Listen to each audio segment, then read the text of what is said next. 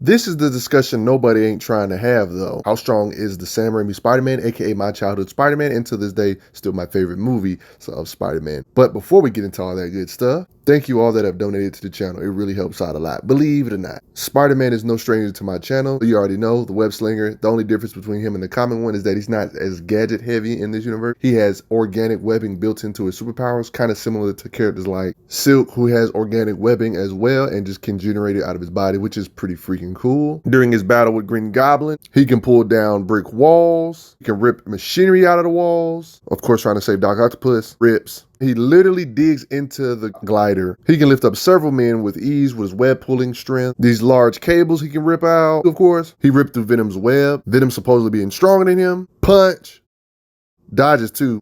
Caught this bag of gold. Boom. Threw this metal clock hand at Dr. Octopus. Like that. Normal humans is a joke to him. Fighting speed and strength wise. Strong enough to defeat a professional wrestler. No fighting experience. Just completely outclassed him in strength though. Punches through the roof of a car. Implied to be able to dodge bullets as well. Fighting speed. Sending him fine with his punching power. Light work. Consistently matching beings on his level. Like Dr. Octopus, for example. So he can't fight people that have similar strength to him. Like Green Goblin as well. Kicks away these metal hands of a clock. Kicks Dr. Oct through a wooden floor. Like that. Dodging attacks from Sandman. Even sweeps his legs off. Sandman's really hard to fight, y'all. There's a point in the movies where he had the symbiote, where he got enhanced strength and speed. Like this. Fighting on par with Sandman. And this occasion implied to have the strength advantage. Like he seemed like he had a gap against Sandman in this occasion. Look at that. Punch Sandman through a metal pipe. I mean, he even broke Harry's arm blade. He did trade blows with Venom this one time, though. You got to remember that. While falling, one of the best sequences right here, smacks Venom aside with his metal pole, like that. Being able to engrave these poles in concrete, look at that. Respect it. This big metal wall, he's strong enough to catch all of that, showing you his strength. Holds it for a bit, even strong enough to throw it away, even though the gravity was kind of helping him push it in. Snaps a man's wrist to hold on to a trolley full of kids. Web and grip combined. Probably one of his most flashy feats is him using his vice grip to literally stop a train. This did take everything he had though. He was tired afterward. Even fell out. Vice grip. Symbiote stuff aside, he's still ridiculously strong. I would even debate he has better flashy feats when he's not symbiotic in the movies. But here's the thing. Remember that opponent, Sandman, that was in Spider-Man 3? One of the beings he had to fight him and Venom at the same time in that final sequence? Remember when Sandman was amped and he absorbed a lot of sand and became like multi-stories tall or large? Yet, when Spider-Man attacked him, it implied his attack still kind of phased him, even in this large and thick and big state with a lot more mass. Like, people really don't pay attention to stuff like this, implied to still be able to harm him despite him being pretty much building-sized. He's taken several punches from Giant Sandman, not KO'd.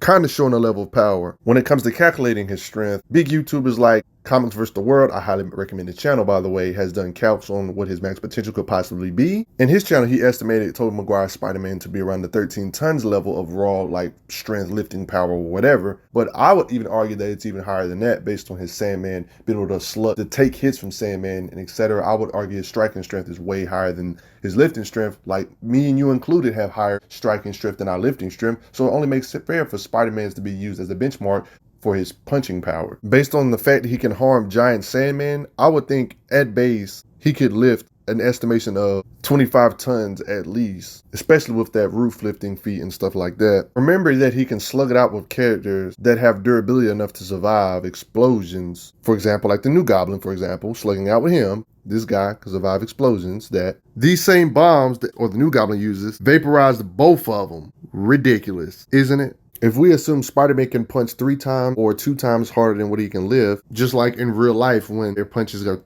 where human punches are tested, they can hit like triple the amount of weight they are, aka what they can lift. So it would actually make sense if Spider-Man had 75 tons of punching power based on his lifting feats and stuff, and the fact that he would be able to hurt a Giant Sandman that large without symbiote amp. Now, when it comes to speed, we already know he's freaking quick, partly thanks to his future sight, aka Spider Sense. It literally just did a straight up warning, kind of like omnipresent surrounding type things. So he would know to dodge at the last second, like that. And you can't even sneak up on him. Literally future sight warning him the tracks had a dead end. Talking about reflexes with spider sense, catches all the food perfectly. Humans are compared to him like pathetically slow. Of course the knife swings are too slow for him, dodging all of these blades from Green Goblin, like on some Matrix stuff. Doc Octopus tried to crush his head, but he's too durable. This same Doc Ock, not really much to say about his webbing, but he can choose to use web balls, kind of like on some boom, boom, boom, like bullet volleying stuff. It did this to steel, like what? He did it to the steel without twisting it. He just ripped it apart. Spider-Man actually does overpower some of his villains on occasion, like Green Goblin beating him into submission. He's one of those characters where he could have more feats, but his series got limited. He only had like, 3 movies, while other Spider-Man like, Tom Holland has like a whole bunch of movies in the works with a whole bunch of different crossovers with a whole bunch of different types of characters. And there's a chance he might appear in an MCU property, so all this stuff might get retconned, or it's revealed in the newer movies in recent times that he's stronger than what we thought back in these days. But it's really hard to gauge. What do you guys think? I think he's supersonic when it comes to speed, strength. He should be able to punch with over maybe 75 tons of force, or maybe even 100 tons of force, based on his feats with lifting that giant roof and punching a giant Sandman. And he's able to harm beings like Harry, messed up when them bombs can incinerate normal humans. Heck, even incinerated Eddie Brock and even Venom when they were separated from each other. Even overpowering Green Goblin, stopping that train, and even more. But of course, all this stuff I said goes out the window, and he's even stronger than everything in his vid. If he somehow fights Tom Holland's Spider-Man in future movies, that would be crazy. It would just kind of make him look even more impressive. Let's be honest, if they had all of these characters in the same movie, they're going to more than likely make them similar in strength, whatever gaps and feats some might have. You know what I'm saying? Check out those playlists, post the comments down below, and hit a like on the video if you got a chance. I'll see you guys later, though.